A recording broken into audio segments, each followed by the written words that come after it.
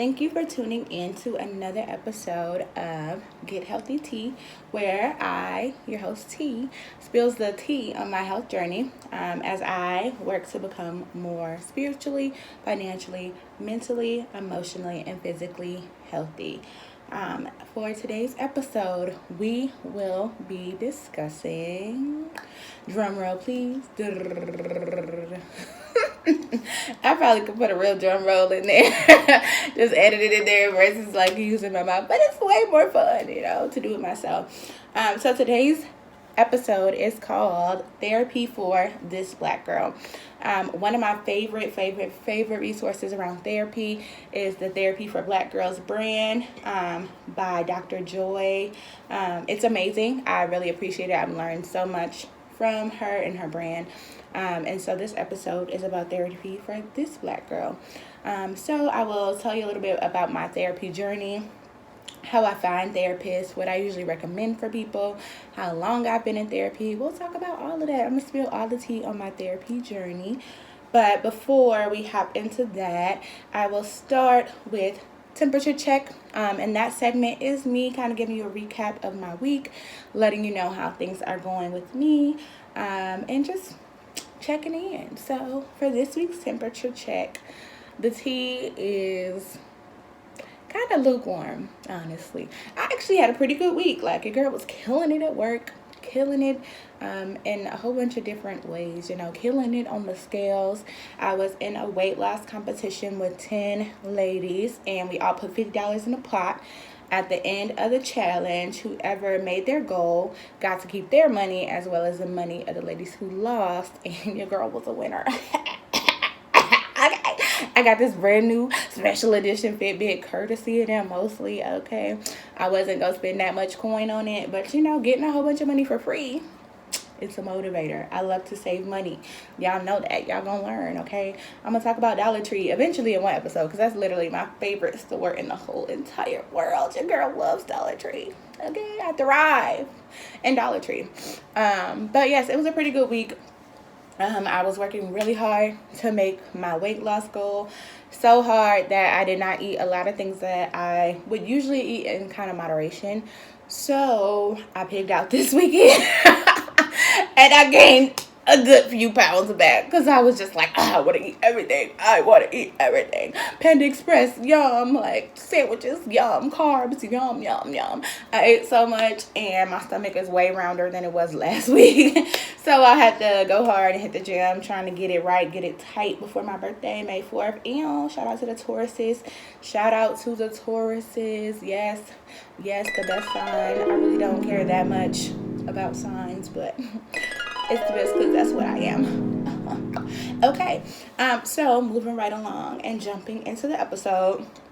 My therapy journey started when I was about 12 years old. I started therapy in the 7th grade because I was bullied. Yes, your girl was bullied. I was bullied by 2 other black girls. There might have been a total of 5 black girls in my grade in 7th grade at this private prep school, and the 2 of them liked to get into mess, okay? Tiara does not like that. Tiara has always been a risk-averse child. I did not get in trouble a lot. You know why? Because I didn't do things that would get me in trouble. You know why? Because I don't like getting in trouble. Okay, that's just what I don't do. I don't like getting in trouble, so I don't do things that'll get me in trouble. It's a pretty simple equation. My sister, on the other hand, Tyra, shout out to my sister, she used to get whoopings every day, like 3 times a day. They would just light her up because she didn't care. I cared. I didn't want to get hit. I didn't like that. So, a little story. When I was in 5th grade, I was considered the teacher's pet. I was not the teacher's pet. As I just told you, Tiara don't like to get in trouble. So, Tiara did not do things that got her in trouble, unlike most of the other people in the class. So I went to a private Christian school that utilized corporal punishment quite regularly. So there was a Proverbs paddle that was utilized on our behinds. I did not get paddled, okay? You know why? Because Tiara don't like trouble. Y'all guessed it, okay? We on the same page. Tiara does not like to get in trouble. So, it reached a point in the school year where I was the only person who had not gotten paddled, okay? The only person. So, my teacher, who shall remain nameless, but if y'all was in my class, y'all know who she was. If y'all went to my school, y'all know who she was. She stepped me out to the hallway and said, "Here, can I talk to you for a minute?" I'm like, this don't feel right, but okay, sis, what you want to talk about? She says, "You know, everybody in the class thinks that you're my favorite because I've paddled everybody but you. So, if you could just let me give you a love tap so that I can show that you're not my favorite, then I would like really appreciate that." Girl, what? WTF? What type of effed up logic is that? Girl, don't you got a master's, sis? Ain't you been in this field for a while? How you gonna whoop me? I'ma get hit because these ruffians be out here living their best life, getting themselves in trouble. I was not going. Okay, sis was not going for it. She had to bribe me with candy. She bribed me. And I just want her to leave me alone. So eventually I gave in. She gave me one tap. I don't remember if it was in the front of the class, the back of the class, the side. When I tell you, I felt the strength of 1,000 redwoods on my ass, bro. I was pissed. Okay, I was livid. I didn't talk to her ass for 2 days. I was like, you know what? You wrong, and you know you was wrong. You should have never did that. I should have told my mama on her, but they was friends, so I didn't think my mom was going to advocate for me the way she should have. I shouldn't have signed up for that foolishness. I should have been like, no, sis. You just got to catch me slipping, okay? But yes, that's just an example of how I don't like to get in trouble, so I don't rock the boat. Those two girls in 7th grade love to do stuff they wasn't supposed to do. Like, we had 2 campuses. They would take the bus to the other campus. We were not supposed to do that unless you were in high school. They just like to do stuff, and I was not doing it. So they didn't like me because I didn't like to do the stuff that they like to do. So they would pick with me. They would mess with me. They always say tail. I told, and they were like, well, we can't really prove that they're doing anything to you, so we can, like, switch your classes if you're in the same class. We can, like, you know, do little stuff. And so they really ain't do shit, okay? Your girl was just kind of antagonized with all these white girls all around. The few black girls didn't really like me. I really didn't have that many friends in my grade. A lot of my friends were in 6th grade. I've always been somebody who, like, my friends just be in different grades because I just don't be on the same wavelength with the people that be where I'm at, okay? That's just how it worked. Once I left my Christian school, and I was out there with the, what y'all call them? The heathens. Them rich heathens, honey, it was just different. So I was bullied, and they wanted me to go to therapy to talk about how I was feeling. And I don't remember how my parents responded. I ended up in therapy, so clearly they liked it. I guess at least a little bit. That was like a tongue twister. I guess at least a little bit. Y'all so silly. Okay, anyway, so yes, I had given the option to go to therapy with one of the school counselors. There was 2 options. There was a white woman. That was a no, okay? And then there was a black man. He was cool, but the caveat was that was my friend, my classmate's stepdad. And I was like, I know that there's a such thing as client confidentiality, but 12-year-old me wasn't buying it, okay? 12-year-old me was not buying it. What I did not want was to be discussed at the dinner table, okay? I didn't want them being like, well, I have this client who happens to be in 7th grade who might be getting bullied and blah, blah. Like, that's me, okay? I don't want you talking about me at dinner. So I chose him, and I chose to keep a lot of stuff to myself. So I shared some things, but a lot of things I really just kept to myself because I was scared that he would tell my business. And so I want to say I went to him.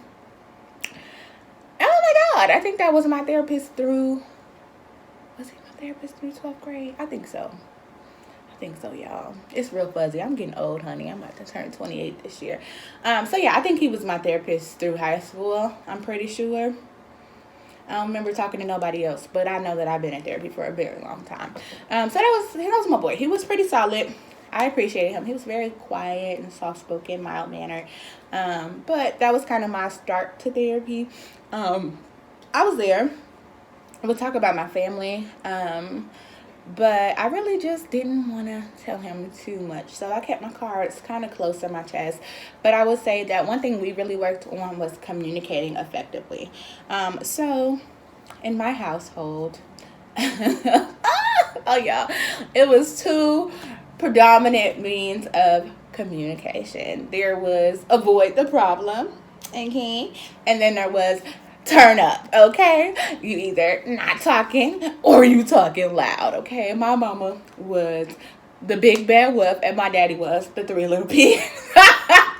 My daddy was like, I'm trying to hide up in this house. I'm trying to hide up in the cut, girl. Please leave me alone. And my mama would huff and puff and blow the mother of the house down, okay? Sis did not play. And so I saw that kind of modeled. I thought that anger was a strong emotion. I thought that that's what bad bitches did. They, okay, you just tear some ish up. You let people know I'm not playing with you. You want to play with me? I'm going to play with you, okay? So I was going down that road.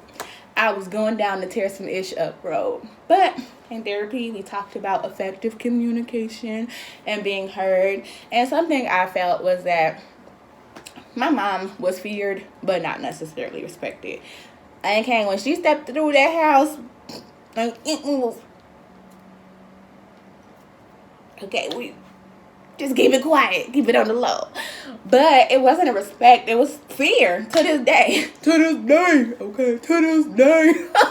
She's still scary, honey. A lot of times we operate around like, you kind of stepping on eggshells trying not to set off the landmines. That's kind of what that was. So counseling taught me a lot about how to actually be heard, how to craft my argument in a way that people heard me. I wanted to be heard. That was the whole point of communicating, is to get my point across so that we can reach some sort of resolve, or so we can just move this thing forward. So that was something that I definitely learned from therapy kind of in that early stage. As I progressed and graduated, your girl went to a Christian college, and it was a bad experience. But we'll talk about that later, okay? In another episode, I have an episode called 2 Degrees Hotter, PWI versus HBCU versus Christian college experience. We talking all about that. Be on the lookout for that. I don't know when in the season it's coming. I have 26 episodes that I have planned. Who knows when, what happened, why, you'll see. I'll just, boom, it'll just pop out and you didn't even see it coming. Whoa, okay. So yes, that'll be coming. But I went to a Christian college, and I was kind of going over this in my notes yesterday, and I'm like, how much of my business do I want to share? Because I don't know all of y'all like that. And some of y'all I do know like that, but y'all don't know me like that, okay? Y'all don't know my business, okay? But I'm going to keep it real. I'm going to keep it hot, humble, open, and transparent. I was kind of struggling with my sexuality, trying to figure out what do I like, okay? Who do I like? And that is not something you really do at a Christian school, okay? You don't do that at a Christian school, okay? Same-sex attraction is not really a thing at the Christian schools. So I did not talk a lot about the most central relationship that was kind of going on in my life at that point, because I didn't trust therapists, honestly. I did not trust that what they were saying was between us. And that started with my first therapist. So I'm like, girl, can't even tell you my business like that. So I'm going to keep it to myself. And so we talked about stuff. And that's when I realized I was depressed, yo. I was sitting in a counseling center at the Christian college reading a pamphlet about depression. And I was like, oh my God, I'm depressed. I hate my life. Oh my God. So that was when I first kind of realized your girl was depressed. I was having a very, very horrible experience at my Christian college. People loved college and were like, oh my God, it's so boring. I'm living my best life. Oh my God, Hayes here. How are you? How's school? And I'm like, it's okay. It's good. I would not leave my room outside of going to class and getting food. I would be in my room in my bed. I did not like it. It was not a good experience, but we'll talk more about that later. Stay tuned. So I went to the counseling center there. Really didn't talk about nothing for real. Ended up not being able to stay because it was mad expensive. Things didn't work out. Transferred to Fisk that fall. Went to the Fisk Counseling Center. You might have seen my video on social media about how I ended up with a white male therapist. Because the director of the counseling center played me. I asked for what? A black female therapist. Okay, say it with me. Black female therapist. That's what I asked for. What she give me? A white man. And I walked up in there, and guess what I said to him? I asked for a black female therapist, and I honestly don't think this is gonna work. As a white man, I don't think you can identify with me and my life experiences. So I'm really not interested in having this conversation with you. I'm not interested in talking to you. I really don't want to be here. And he was like, I understand. Why don't we just try one session, and then you see how you feel? And if you don't want to do it, you don't have to come back. Little did I know. Y'all know I like to talk. Clearly, I'm starting a podcast because I love to run my mouth. I sat up in there. I talked that whole little hour away. It was like, same time next week. See you later. So, he actually ended up being one of my favorite therapists. He was one of the first therapists that I told the truth. Talked about my relationship, my same-sex relationship, as I was trying to work that out, figure that out, who I was, what I wasn't, what was going on. And that was super helpful. It really was one of the most freeing experiences because I was finally being honest. And little did I know, with the counseling centers, a lot of those counselors are students who are in master's programs, and they're getting their practical hours. Like, they're actually getting the experience that they need to become a therapist. What I did not know was every year they rotated out. And so I came back like, hey, where my boy at? I'm ready. New year, new me. Let's get it. And they were like, he's not here anymore. And I was like, he's not here anymore? What do you mean? I worked so hard to like him, and now he gone. My heart was broken, y'all. I shed a thug tear. Your girl cried. I cried. I was sad. I was real sad. We had spent the whole year building rapport and like spilling tea, sharing my business, and then he was gone. So I knew in those next 2 years to come that was going to happen. And so I didn't get as, I don't want to say I didn't get as attached, but I just came into it knowing that I was going to get somebody new the next year and the year after that. So I was more cool about it. My next therapist was a Latinx woman, Afro-Latina. She was Dominican. She was quiet. She laughed at me because I'm silly. I really liked her. We got a lot done and covered. My next therapist the next year was a black woman. We were cool initially. Okay, we started off solid. But let me tell you, homegirl ghosted me. She ghosted me, bro. She just left. Like the last 6 weeks of school, maybe it was 2 months. I don't remember. Sis stopped showing up. She stopped showing up, y'all. The counseling center didn't know where she was. She wasn't responding to emails. She wasn't responding to text messages. She wasn't responding to them. She wasn't responding to me. She just fell off the face of the earth. I'm sure she probably was going through something in her life. But, girl, you could let me know something because I was going through stuff in my life, too. And I needed somebody to talk to, and you left, honey. You left. You left me high and dry. So, that was a little traumatizing. Then, I was on Facebook, and you know what? Who popped up in the people you might know? Her ass. I did know her Facebook. Yes, I did. She was a therapist that ghosted me. That was her. So, yes, therapist that ghosted me. I should have added her and be like, girl, why you ghost me? You could have just told me.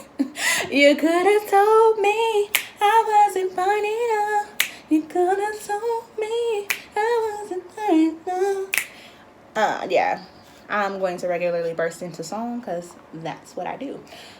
So, yes, after that, I graduated. Shout out to me. And I started to pay for therapy for the first time out of pocket.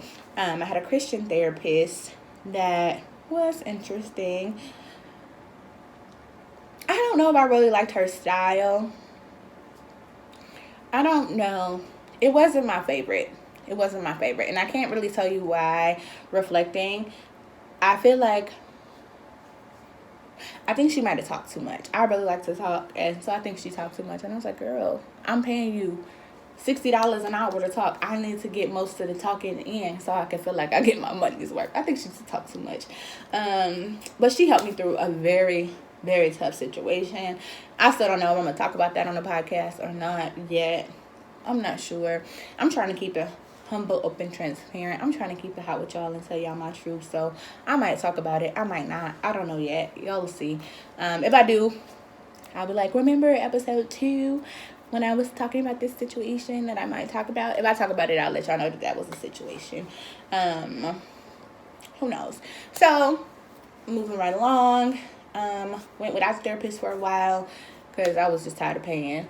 And then went to grad school. A new therapist on the counseling center. That was my girl. I loved her. She was so beautiful. She was dark skinned. She had natural hair. She just was so beautiful to me. And she was like my homegirl. Like, oh, grad school was rough, honey. We're going to talk about that too, Jesus. Oh, Lord God. Okay, school has been hard. But she was good. I really liked her. I realized that I kind of learned how to play therapy. Like, I can make them talk about whatever I wanted to talk about or not talk about what I didn't want to talk about because I had been in therapy for a while. So I really controlled a lot of the narrative, and a lot of what I like to talk about were my romantic relationships, which I later recognized a lot of what was manifesting in my romantic relationships were symptoms of my relationships with my parents. And so I will have an episode where I talk about the book Adult Children of Emotionally Immature Parents and kind of talk about how I recognized that my parents were kind of emotionally immature and how their lack of emotional intelligence impacted your girl. So be on the lookout for that, girl. I'm plugging all these episodes, honey, because your girl didn't thought about it. I'm so excited to talk about them. So be on the lookout for that coming later this season. But yeah, she was super cool. And then I moved to Minnesota after I graduated and had no therapist. And I needed a therapist so bad. When I tell you that was a hard... I swear every year feels like the hardest year of my life. I'm not going to hold y'all up. Every year I'm like, this is the hardest year of my life. Like, it's just hard. Like, every year I have some major emergency that wipes out my savings that, like, is just catastrophic. It makes me feel like the world is going to end. And why am I here? 2021 has not afforded me that luxury yet. Hopefully we can skip this year. I will be perfectly fine. I feel like this is about to be the best year of my life, so I will take it without the catastrophe, y'all. Catastrophic and catastrophe are, okay, it's kind of, it's a lot. But anyway, and then I have my new therapist. Shout out to my girl. Ooh, shout out to her. I don't know if I was supposed to say her name or not, but she might be looking for clients. So shout out to Siobhan. That is my girl. I talk about her so much. I was like, I'm going to stop saying my therapist. I'm going to just be like, my friend Siobhan said. Because she's lit, honey. When I tell you this is the best therapist I have ever had in my life, Siobhan does not play with me. Okay, Siobhan goes in. Siobhan be like, I don't think you're telling yourself the truth. And I'm like, I didn't ask for that. Okay, I'm in denial over here. Let me be in denial. Siobhan don't play that. I'll be like, I don't know. She'd be like, I think you do. I said, you in my business? Hello? She will pull up on me, guys. She will pull up on me, and she don't care. And I love it. I love the energy. She gives me homework.